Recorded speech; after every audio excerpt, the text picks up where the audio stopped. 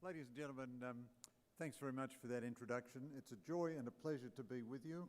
I find the subject of live cattle and livestock exports to be tremendously attractive because I find that cattle don't disagree with me on the whole, and you can read them copies of The Australian and they pay attention. Now, for the next 20 minutes or so, I recall the words of American politician Adlai Stevenson in a circumstance like this. For the next 20 minutes or so, it's my job to talk, it's your job to listen. If you should finish your job before I finish my job, no hard feelings whatsoever. And I understand this is a serious, hard-headed business conference. Therefore, it's important that you have one irresponsible, sensationalist, yellow press, tabloid exaggerator in your midst, and I'll do my best for you. So I have a nice narrow topic to talk about, Australia and Asia. Easy to cover that comprehensively in 20 minutes, no problems really. I thought, and our chairman told me last night that above all I had to be blunt and straightforward with you folks, that I wasn't addressing an audience of diplomats where, you know, when you deliver an insult, you do it so sweetly that the person thinks they're being flattered, and when you deliver flattery, it's really secretly an insult, that it was better to be very direct with you. So I am going to identify a few big trends that I think are evident in Asia and which are going to affect Australia's trade with Asia and indeed probably your businesses with Asia, and just draw those out a little bit for you. The first is that all across Asia you are seeing a very resurgent sense of nationalism. This is occurring all over the world, but it's certainly occurring in Asia. So the old ideas of pooling sovereignty, of enhanced international cooperation, still going to get plenty of international cooperation, but each nation is defined in its politics and its policies by an increasing rise of nationalism. You see that most obviously in Xi Jinping in China, but you also see it in Narendra Modi in India, in Shinzo Abe in Japan, in the interplay of the generals and the monarchy in Thailand. You see it certainly in Indonesia, where one element of nationalism concerns your industry very directly, and that is the rhetoric and desire for food self-security within Indonesia, which is linked more even than, or food self-sufficiency rather, which is linked in the Indonesian mind more with a nationalist sentiment than it is linked with any real concern about not having enough food to feed the population. So nationalism, I think, is coming to dominate Asian politics in both democratic societies and undemocratic societies. And that is leading to the second big trend I'd identify, which is nationalist economic policy. Everyone is an America First person now. As Donald Trump said at APEC, he puts America first and he expects all of Asia's leaders to put their countries first. Now, of course, that has always been the way it is. But there was a period of 20 or 30 years where politeness forbade leaders from saying explicitly that. Now they do say explicitly that. That doesn't mean nations can't cooperate, but it means the transactionalism of international arrangements is more naked than it's ever been before. And the sort of folderol of good international citizenship and the like counts for even less than it used to count. But on the other hand, in the old days, I once asked a very senior Australian official what that sort of good international citizenship counted for, and he said to me, well, you know, that and a couple of dollars will buy you a cup of coffee in most parts of the world. So it doesn't really indicate a big change. It's more that something is obvious and naked and clear now that wasn't so clear before. The third big trend, I think, which is related to the first two, is an increased challenge to all aspects of globalisation. People are not willing to sign up to the ideology or the ideas of globalisation anymore. Davos man is dead. Davos will continue because you can't kill these institutions. It's like the Commonwealth, you know. It has no reason to exist. It is literally a dead man walking, but it will continue to walk in perpetuity, forever, a ghostly shade upon the international stage. The same is true of the Davos economic forums. You know, they are sublimely irrelevant, completely useless, utterly without merit of any kind, but they will go on forever and ever and ever. But anyone who is silly enough to think that Davos, the spirit of Davos, infuses the world or infuses Asia is just not living in the real world. And the fourth trend in Asia that I'd like to identify for you is a retreat of democracy and liberalisation. That's not a trend I'm happy about, but it's my job to tell you the truth, not to gild the lily for you. I was a correspondent in China way back in 1985. I was the first ever correspondent that my paper ever sent to China. And in those days, China was much, on the whole, less liberal probably than it is today. Certainly it was much less developed. You didn't see many cars in the street. You saw rivers of bicycles. Lots of men still wore Mao suits and so on. But there was an optimism about the liberal project within China. There was a sense that they'd only just begun the liberalisation journey, but that it had no end point. It could just go on forever and ever. Sir Peter Abels, a very fine Australian, a very fine businessman, a man for whom I have great respect, nonetheless, you know, made a remark which encapsulated the spirit of the age and also the silliness of the age when he told the Australian Press Corps at a press conference once that China would eventually become more liberal than Australia. This was a foolish comment to make in 1985, but it's almost laughably foolish now. But that was the sentiment back then.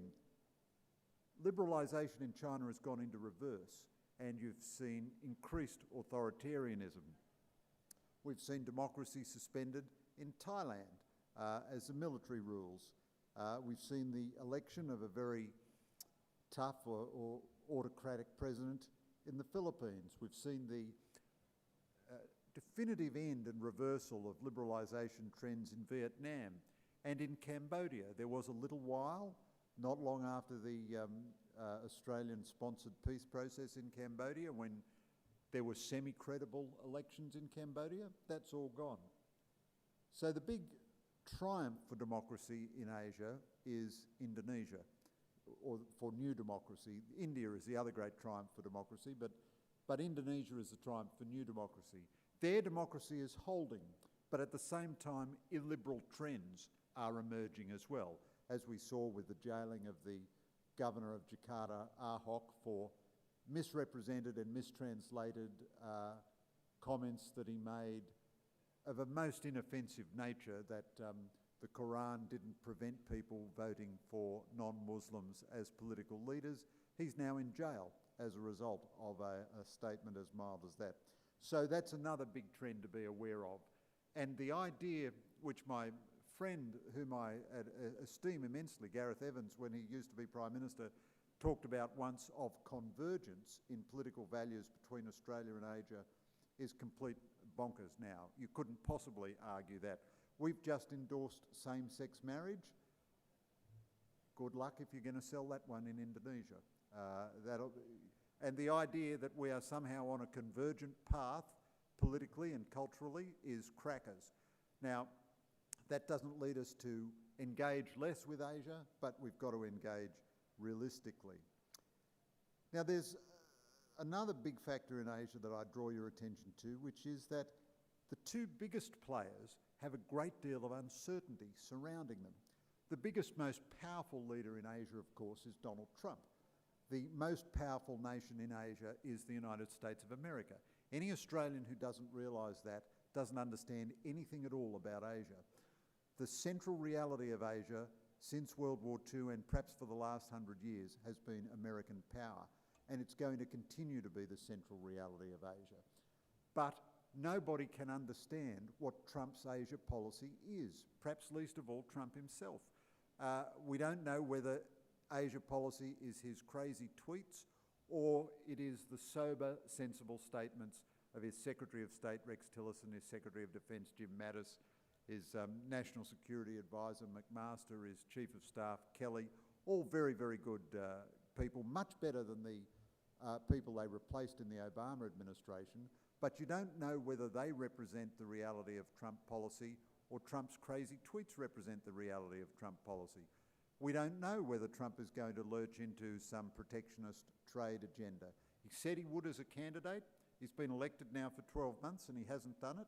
So does that mean he never really meant to do it, but it was always a bluff and a negotiating technique?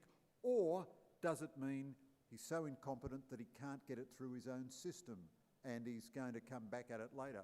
Your guess is as good as mine.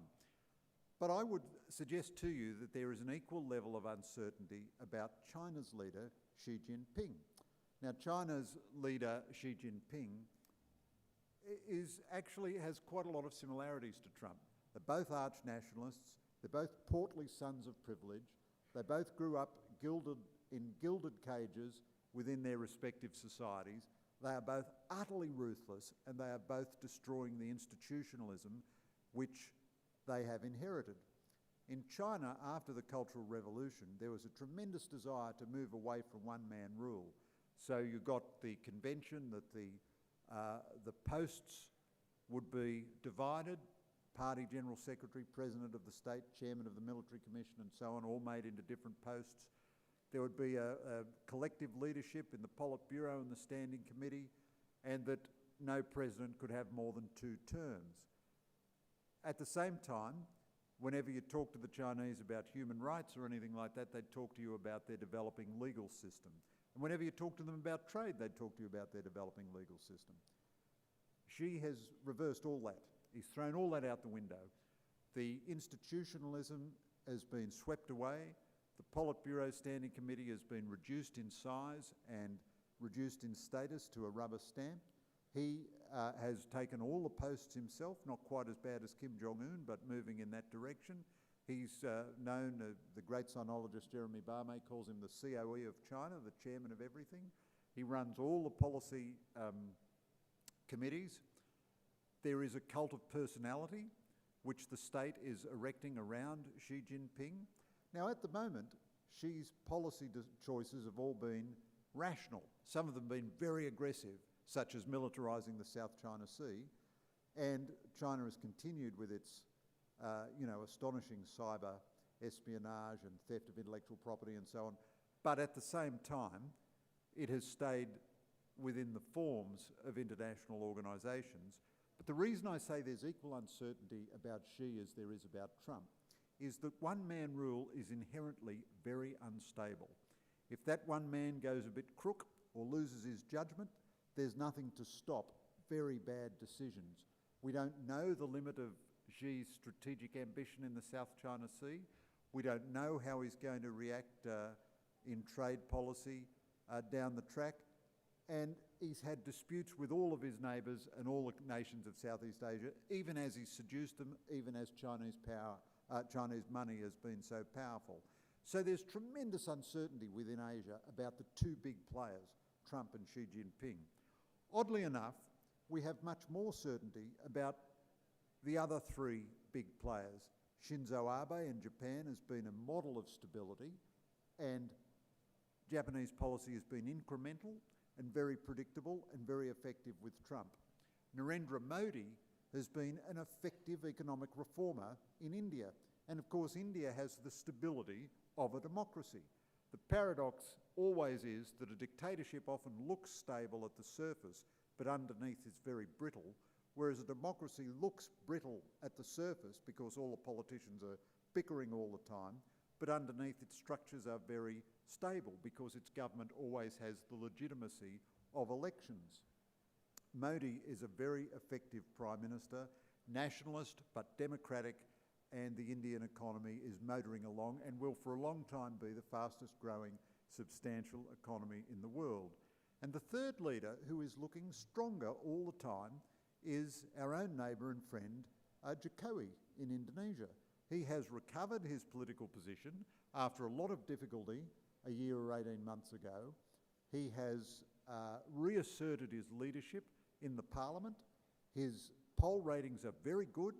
He's looking very hard to beat in the next presidential election. And he has been pretty tough on Islamist extremists. He's outlawed Hizb ut-Tahrir, something we're not willing to do in this country. The head of the Islamic Defenders Front is cowering in Saudi Arabia, not game to return to Indonesia.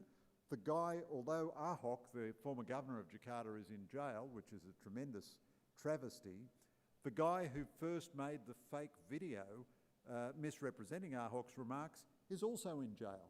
And Jokowi is strong in Indonesia. However, Indonesian policy is a bit hard to calibrate.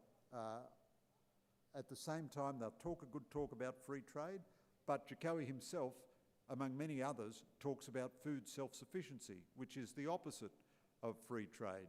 He's made pretty good progress on infrastructure. The economy is bowling along at about 5% annual growth. You'd like it to be higher. Indonesia has the potential for it to be higher. You'd always hope that it would get up to the 7 or 8%, but 5% is pretty much about a pass mark, and it's consistent with democratic growth, with democratic stability. And if Jokowi is re-elected next time, that will be a very solid outcome for Indonesia, to move from generals to civilians, to have time after time after time of the democratic transfer of power through elections. So I think we can look well on Indonesia. I think Australia has a lot more to do in its policies towards Asia. I almost don't like to say words like its policies towards Asia, because Asia is such an amorphous concept. Even when we think of Asia, I think we should always have three huge sub-regions in mind that are quite separate. South Asia, which is India, Northeast Asia, which is China, Japan and Korea, and Southeast Asia. And Australians have largely forgotten about Southeast Asia, except for Indonesia. I can remember covering the 1992 presidential election in the Philippines, where Fidel Ramos, fantastic guy, was elected president, was front page news in Australia. The last presidential election in the Philippines hardly got any coverage in Australia at all. It's very hard for us as a society to have good policy towards regions of Asia of which we are spectacularly illiterate. Now let me give you two examples of our policy to Indonesia, one which was tremendously destructive and one which was tremendously constructive. The most destructive thing we've done with Indonesia in the last decade, probably more than a decade, was the sudden and astonishing suspension of the live cattle export trade. I mean, it did quite a lot of damage to Australia and no doubt to you folks, but it was very damaging to Australia's reputation in Indonesia. We'd been telling the Indonesians for decades and for longer, put your faith in free trade. When you've got a contract, it's reliable. You don't need to own all the production facilities, all the stock that you're getting used, because you can rely on trade. You can buy the things as customers, and that's how the international economy flourishes. You produce one thing and sell it with your comparative advantage. We produce another thing and sell it with our comparative advantage. And in a moment, we destroyed all of that message, and we even threatened temporarily food security for maybe a quarter of the population. It is, I think, with the exception of the complications around East Timor, the single most destructive episode I've ever seen in the Australia-Indonesia relationship. And it came from a political culture in Australia which did not value the Indonesia relationship highly enough to make it a priority, much less valuing our own industry high enough. Here's an example, a counter-example now of a good policy towards Indonesia. You know, when Tony Abbott said he would turn back the boats, nobody thought he could do it, including me. And I said to him, we were having a drink in Melbourne, and I said to him at one point, shortly after he'd become Prime Minister, mate, you know, I don't think you can really turn back the boats. Labor's offshore processing has reduced the numbers. That's as much as you can do. If you try to turn back a boat, somebody will drown, there'll be a crisis, the Indonesians will go bananas. And he said, well, mate, I've got a cunning plan. And I thought, oh, geez, this is terrible. And look what happened. He did have a cunning plan, and it worked. The Indonesians complained about it. Nobody died. The boats were turned back. The boats stopped as a result. And a few months later, I was interviewing President Susilo Bambang Yudhoyono, and he said to me in the interview, we are very glad that the boats have stopped. We don't have to respond to it as an issue now. And his staff, I had lunch with his staff straight after the interview, and they said, look, we can never support Abbott's policy publicly, but we're delighted with the outcome. The boats have stopped, which means it's not an issue. It never gets into our media, which means we don't have to respond to it. But not only that, the incentive for all the people to come to Indonesia in order to travel on to Australia has stopped. So that segment of people who were coming to Indonesia just to come to Australia has stopped. Of course, they had to criticise Australian policy publicly, but the long-term consequence of that policy was that we removed a massive structural irritant in relations between Australia and Indonesia, and it's never been a problem ever since. And as a result, Malcolm Turnbull and Jokowi could have their love fest and become best buddies with their mutual love of gadgets and everything, and there was nothing to bugger that up. Now, I'll just finish with the reflection that I think as an industry and as individuals, you, like all Australians, have a right to ask the government not to bugger things up for you. That's the very bare minimum that you have a right to ask. On the whole, although I'm very critical of that live cattle trade suspension, on the whole, I think governments of both parties have been pretty good in their Asia policy, pretty good. They've stuck fast to the American alliance, which is one of our great assets in Asia. They've pursued engagement, commercial, cultural, political, as much as they can. They have certainly made a priority of Indonesia and of China. They're very slow to wake up to India, and I think we've fallen behind a bit in the rest of Southeast Asia. But overall, you know, they're only politicians, and I'd give them kind of somewhere between a B- and a B+, which for a journalist is extraordinarily generous. Thank you.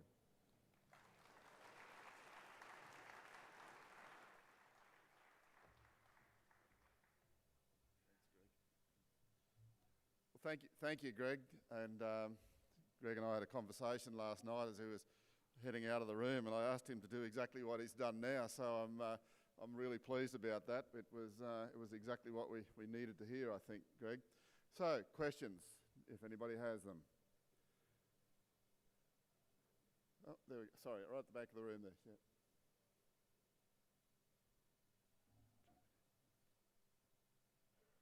Thanks. Greg, Colin Bettles from Fairfax Media. Given your criticism of the government's decision to close the live cattle trade to Indonesia, which way do you think the court should go in its claim against the Commonwealth in terms of malfeasance in relation to that decision? Look, I'd have to say that in my entire life, speaking to a conference and being asked a question by a fellow journalist is utterly astounding. And I am generally very happy to give advice to everybody, including the courts. And I've always followed the long journalistic dictum that you never should let the fact that you don't know much about a subject prevent you from having a strong opinion about it. However, although I'm very politically critical of that decision, I'm very, very critical of it, and I was very critical of it at the time, I'd have to tell you I don't know enough about the court case. So I apologise. I'm going to weasel out, just as though I were a politician, avoiding offending a critical constituency. And of course, the other thing is, you just do have to be occasionally a bit careful of contempt of court considerations as well. But there you go. I apologise. I raised the white flag. Fairfax has trumped News Corporation. Let it be said.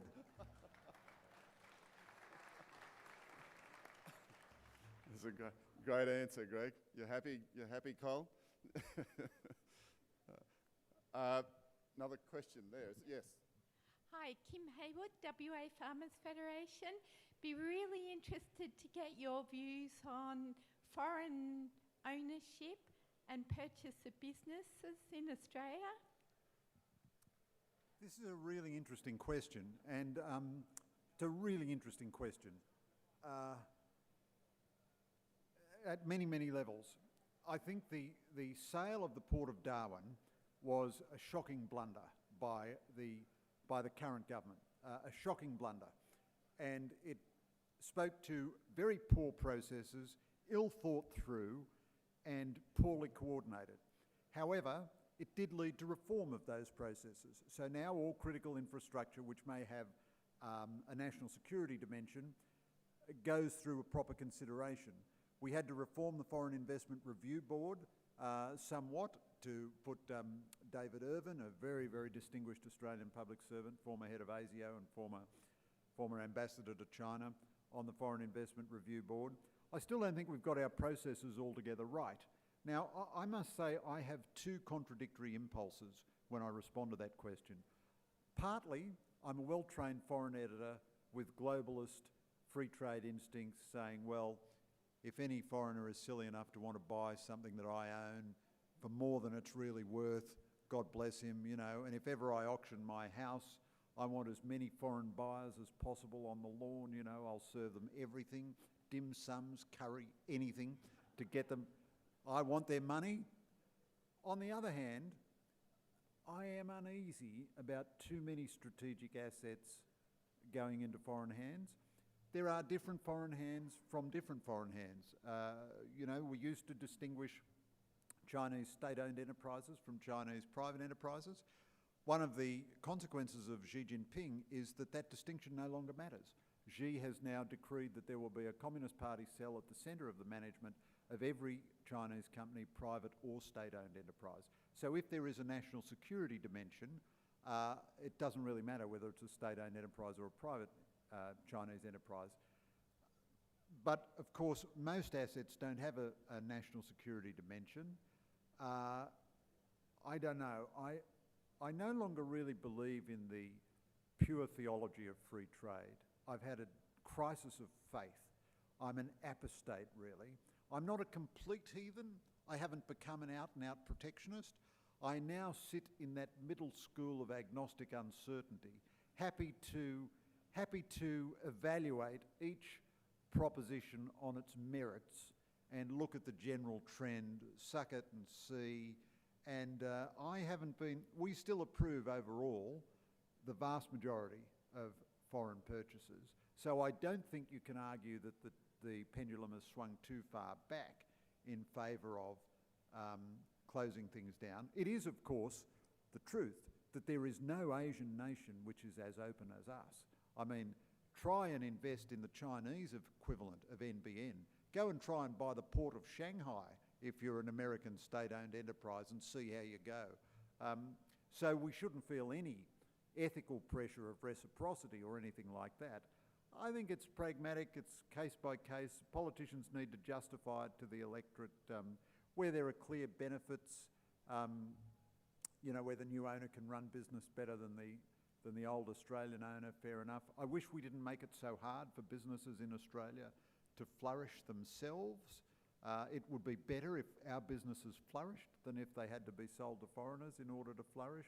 I don't like weird side deals, you know, if the foreign owner can bring in a foreign workforce and all that. But so I think I'm about where the electorate is. Not against foreign sales, but uneasy and wanting each big project justified on its merits.